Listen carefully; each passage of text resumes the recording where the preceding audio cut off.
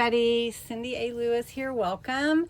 Today's one simple thing, and this is day 7, and we are to let go of 5 things. 5 things. Can you let go of 5 things? So let me show you the 5 things that I chose as I was looking around my room. I've got some beautiful stickers here. These are ABC alphabet stickers that are glittery gold. Some reinforcement label stickers. These are great. A library card and envelope.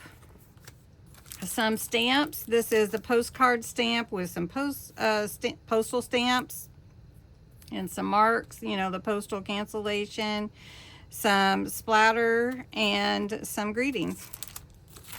And then here is a postage stencil. You know, you can't see it, but it's pretty cool. So I thought, well, I will, if I'm going to get rid of 5 things, I'm going to give them to somebody that might want them. So this is a hidden giveaway, and you put the word crafts in the comments below.